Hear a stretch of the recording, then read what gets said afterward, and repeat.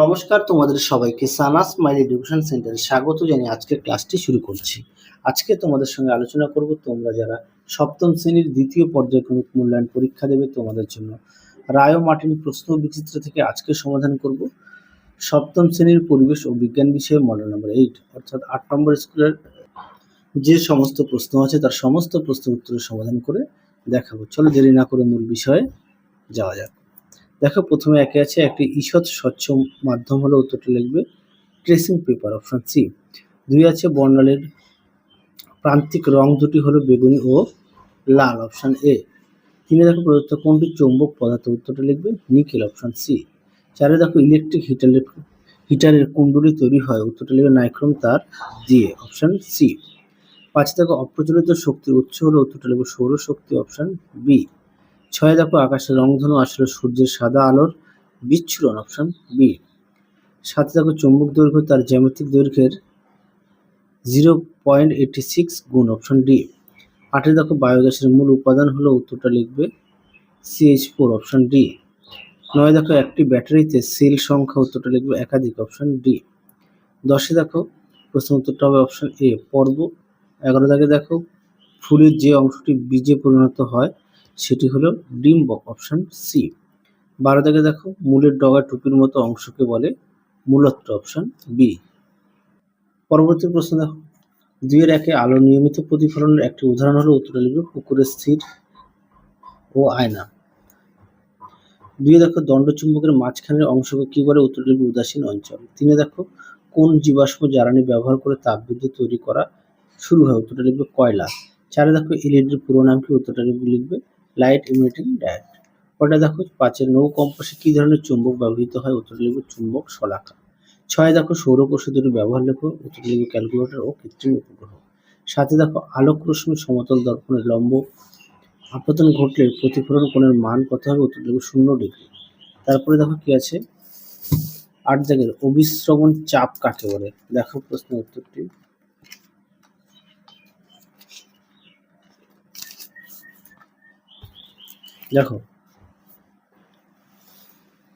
দেখো অভিস্রবণ চাপ কাকে বলে উত্তরটি এখান থেকে এই পর্যন্ত তোমরা পড়ে নিয়ে লিখবে, এখান থেকে এই পর্যন্ত লিখবে। পরবর্তী প্রশ্ন দেখো কি আছে 9 দাগের আইসোটোনিক দ্রবণ কাকে বলে দেখো উত্তরটি কি আছে যে দুটি দ্রবণের অভিস্রবণীয় চাপ বা ঘনমাত্রা সমান এবং একটি অর্ধবেদ্য পর্দা দ্বারা পৃথক থাকলেও যাদের মধ্যে ভারসাম্য বিঘ্নত হয় না একে বলে আইসোটোপ। পরবর্তী দেখো স্বপরাগ যোগ কাকে বলে দেখো এই প্রশ্নের উত্তরটি তোমাদের পাঠ্য বইতে পেয়ে যাবে 210 পেজে, যেহেতু প্রত্যেকের কাছে পাঠ্য বই আছে। দেখো স্বপরাগ যোগ কাকে বলে এখান থেকে এই পর্যন্ত তোমরা লিখবে।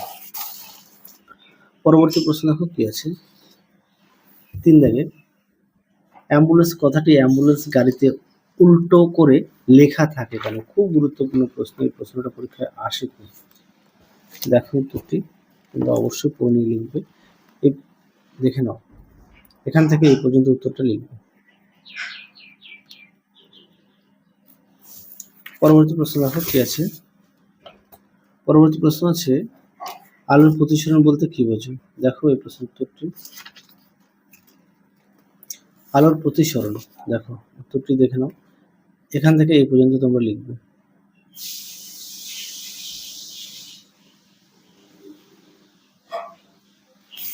পরবর্তী প্রশ্ন দেখো কাণ্ডের দুটি কাজ উল্লেখ করো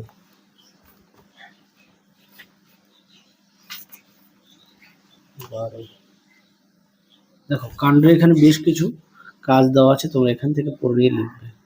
দেখে নাও এখানে বেশ কিছু কাজ দেওয়া আছে, তোমরা এখান থেকে পড়ে নিয়ে ছোট করে লিখবে, আমি দেখিয়ে দিলাম। পরবর্তী প্রশ্ন দেখো 4 দাগে যার প্রশ্নের মানটা দেখে নাও 3। একে আছে ফিউজ তার কি এর বৈশিষ্ট্য কি ফিউজ তার কেন ব্যবহার করা হয় দেখো দেখে নাও প্রশ্নের উত্তরটি সুন্দর করে দেওয়া আছে। ফিউজ তার উপরটা লিখবে ফিউজ তার কি ফিউজ তারের বৈশিষ্ট্য, তারপরে দেখো কার্যনীতি, এই পর্যন্ত তোমরা লিখবে। পরবর্তী দেখো কি আছে 2 তড়িৎ চুম্বকের শক্তি কি কি উপায়ে বৃদ্ধি করা যায়? দেখো উত্তরটি তোমরা ঠিক এখান থেকে এই পর্যন্ত লিখবে। এই প্রশ্নটি অনেক মডেল সেটে দেওয়া ছিল, তোমরা অবশ্যই ভালো করে পড়বে। পরবর্তী দেখো, পরিবেশ বান্ধব শক্তি বলতে কি বোঝায়? দেখো প্রশ্ন উত্তরটি।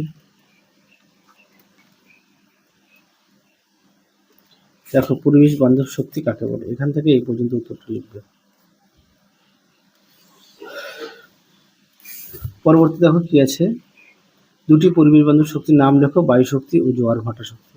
পরবর্তী দেখো 4 দেখে চুম্বক আবেশ কাকে বলে? দেখো প্রশ্ন উত্তর, চুম্বক আবেশ কাকে বলে?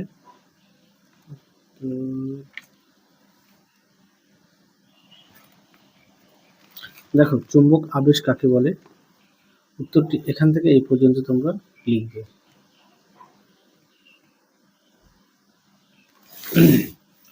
পরবর্তী প্রশ্ন দেখো কি আছে, আকর্ষণের পূর্বে আবেশ ঘটে, ব্যাখ্যা করো। দেখো প্রশ্নটা দেখো, উত্তরটি এখান থেকে লিখবে।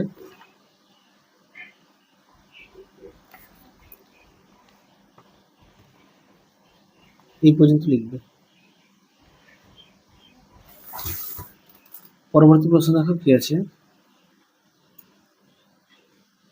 চৌম্বক কক্ষ কাকে বলে? দেখো প্রশ্ন উত্তর।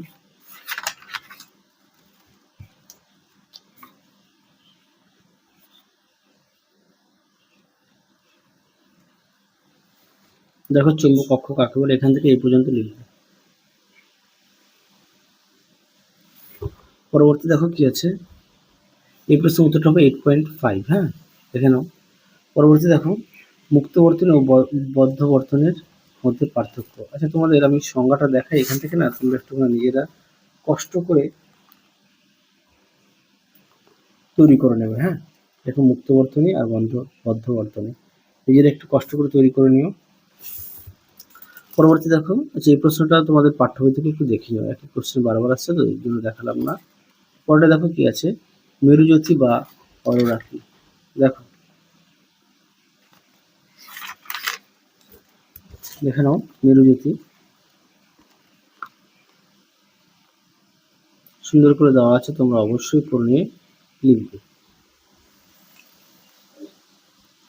পরবর্তী প্রশ্ন দেখো কি আছে, এমন দুটি প্রাণীর নাম লেখো যাদের দেহে চৌম্বক ধর্মের অস্তিত্ব লক্ষ্য করা যায়। উত্তরটা হলো পায়রা ও শামুক।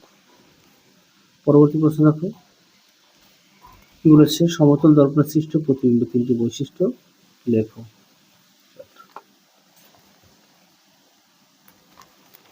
দেখো প্রশ্ন উত্তর, এখান থেকে এই পর্যন্ত লিখবে।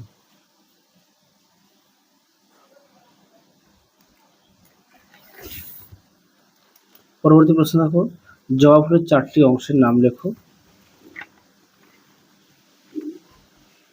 তোমাদের আগের ভিডিওতে সমস্ত বিষয়ের সাজেশন দেওয়া আছে, তোমরা যারা এখনো দেখোনি আমাদের প্লে লিস্টে গেলে পেয়ে যাবে। দেখো জবা ফুলের 4টি অংশ দেখে নাও, বৃতি, দলমণ্ডল, পুংকেশর চক্র ও গর্ভকেশর চক্র। দেখে নাও উত্তরটি। পরবর্তী দেখো কি আছে, অর্ধভেদ্য পর্দা কি?